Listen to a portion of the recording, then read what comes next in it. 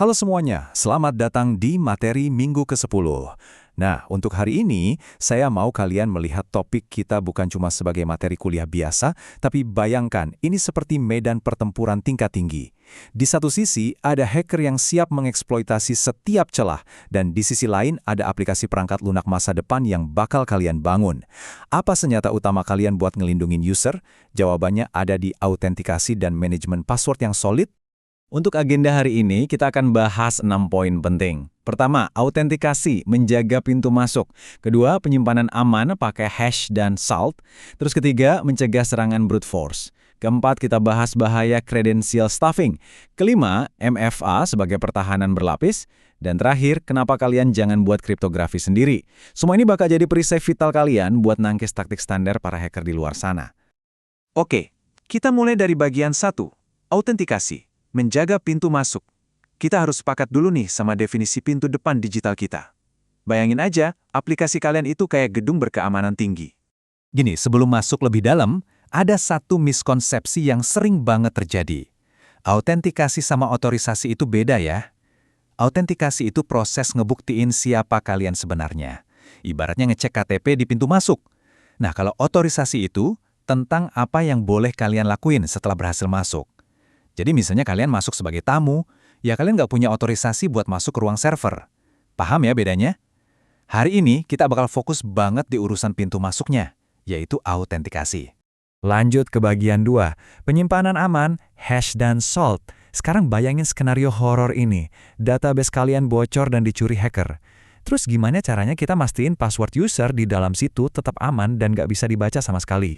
Nah, ini pertanyaan yang sering banget saya lempar di kelas. Apa sih bedanya enkripsi sama hashing? Serius, ini jebakan maut buat banyak developer junior. Sering banget mereka mikir, oh gampang kita enkripsi aja passwordnya. Padahal, waduh, kalau kalian pakai enkripsi buat password, kalian baru aja bikin kesalahan fatal. Kenapa fatal? Karena enkripsi itu sifatnya dua arah. Data bisa dikunci, dan pastinya bisa dibuka lagi selama kalian pegang kuncinya. Masalahnya, kalau hacker berhasil nyuri database, seringnya mereka juga bisa nemuin kuncinya. Beda cerita sama hashing. Hashing itu fungsi matematika satu arah. Sekali sebuah password diubah jadi hash, ya udah, nggak akan pernah bisa dibalikin lagi ke bentuk aslinya. Dan ingat ya, aturan emas sebagai developer, kita itu nggak perlu dan sama sekali nggak mau tahu apa password asli dari user kita. Biar aman, selalu ikuti standar industri. Jangan pernah pakai algoritma jadul kayak MD5. Gunakan algoritma yang emang dirancang khusus, kayak PBKDF2 atau Bcrypt. Kenapa? Karena mereka punya yang namanya work factor. Algoritma ini emang sengaja dibikin lambat. Kelambatan sepersekian detik ini nggak akan kerasa sama user pas lagi login, tapi bakal ngancurin hacker yang nyoba nebak jutaan password per detik pakai metode brute force. Bener-bener ngebantu banget.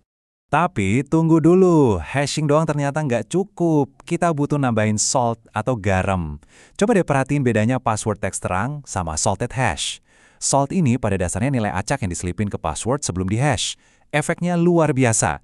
Walaupun ada dua user yang passwordnya sama persis, misal password 123, hasil hash di database bakal kelihatan beda total. Ini otomatis bikin senjata andalan hacker yang namanya Rainbow Tables jadi barang rongsokan yang nggak berguna sama sekali. Nah, kalau kalian mau masak hidangan keamanan yang benar-benar sempurna, setelah dikasih garam, jangan lupa tambahin merica alias pepper. Iya, kita beneran nyebutnya begitu di industri ini.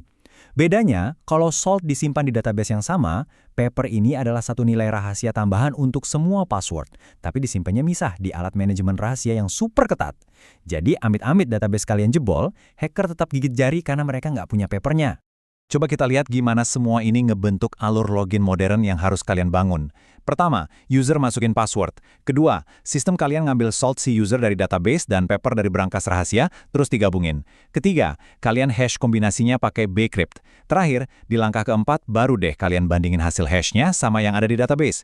Cocok, pintu kebuka. Kalau nggak, ya tetap kekunci rapat. Kita masuk ke bagian 3, mencegah serangan brute force. Tadi kan skenarionya database dicuri dari pintu belakang ya. Gimana kalau hackernya nyoba ngedobrak pintu depan dengan nebak password terus-terusan sampai bisa? Nah, ini yang namanya serangan brute force. Sebagai developer, kalian harus siapin tamengnya. Ada beberapa mitigasi nih. Kalian bisa pakai account logout yang bakal ngunci akun setelah beberapa kali gagal, atau rate limiting buat ngelambatin proses login. Bisa juga ngeblokir IP yang mencurigakan, atau ngecek fingerprinting perangkat kerasnya. Tapi ingat, hati-hati banget pas bikin sistem penguncian akun. Kalau desainnya ngasal, hacker malah bisa sengaja masukin password salah ke ribuan akun secara bersamaan. Ngunci semuanya, dan tanpa sadar, kalian malah nyiptain celah serangan denial of service atau DOS buat sistem kalian sendiri. Selanjutnya, bagian 4, bahaya credential stuffing. Serangan brute force itu emang brutal, tapi ada taktik yang jauh lebih licik, yaitu credential stuffing. Hacker itu tahu kalau manusia itu malas dan suka banget daur ulang password di banyak situs. Jadi, mereka tinggal ngambil jutaan kombinasi email dan password yang udah bocor dari web lain, terus masukin data itu secara otomatis ke situs kalian. Makanya, ini ada aturan UI UX yang sangat krusial banget. Jangan pernah ngeblokir fungsi copy-paste di kolom password aplikasi kalian. Dulu, desainer mikir ini bikin aman, padahal kenyataannya aturan itu malah ngalangin user buat pakai password manager.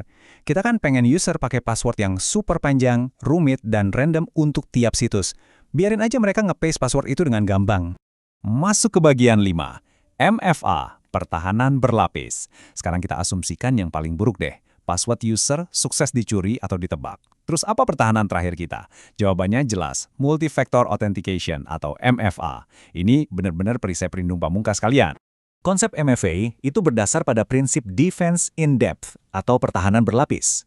Jadi nggak cuma ngandelin apa yang kalian tahu, kayak password, tapi digabung juga sama apa yang kalian punya. Contohnya kode OTP dari aplikasi HP kalian.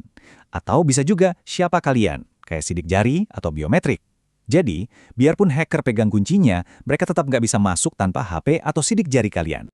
Pasti ada aja yang ngeluh, MFA tuh ribet. Tapi coba kita pikirin, nambahin ketidaknyamanan kecil berupa ekstra beberapa detik pas login, itu sama sekali nggak sebanding sama penurunan risiko yang masif dari penipuan finansial dan pencurian data. Tugas kalian sebagai developer itu ngasih jalan yang mulus buat user, bikin opsi MFA segampang mungkin buat diakses, misalnya langsung terintegrasi sama notifikasi HP.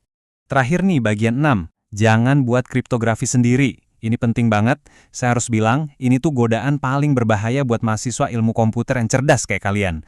Kadang ada aja keinginan buat nyiptain algoritma keamanan atau kriptografi sendiri dari nol. Aturan emasnya simple, jangan pernah ngelakuin itu. Bikin kriptografi sendiri itu persis kayak kalian ngejahit parasut dari spray bekas. Kelihatannya sih keren di darat, dan kalian mungkin ngerasa pinter bikinnya. Tapi kalian pasti nggak mau kan ngandelin parasut itu pas lagi loncat dari pesawat di tengah serangan peretas sungguhan? Selalu gunakan standar industri yang udah mapan. Saya suka banget kutipan dari pakar keamanan Tanya Janca ini. Dia bilang, enkripsi adalah masalah yang sulit, tolong serahkan pada ahlinya. Algoritma standar yang ada sekarang itu dari tes mati-matian secara matematis dan direview sama ratusan profesor serta kriptografer ahli selama bertahun-tahun. Kalian sebagai developer solo, sehebat apapun, nggak akan bisa nyamain level ketahanan itu cuma dalam beberapa minggu nulis kode. Pakai library yang udah ada aja dan fokuslah ngebangun fitur aplikasi kalian. Nah, sebagai penutup, saya mau ninggalin kalian dengan pertanyaan ini. Sistem kalian mungkin kelihatannya aman hari ini, tapi apa udah siap ngadepin ancaman besok? Saya tantang kalian buat selalu adopsi pola pikir assume breach, selalu asumsikan sistem kalian pasti bakal ditembus, dan terapkan zero trust, di mana kalian nggak secara buta percaya sama siapapun di dalam sistem tanpa verifikasi terus-menerus. Pegang prinsip-prinsip ini, dan kalian bakal ngebangun software yang nggak cuma jalan, tapi juga tangguh melintasi waktu. Terima kasih banyak udah bergabung, dan sampai jumpa di materi selanjutnya.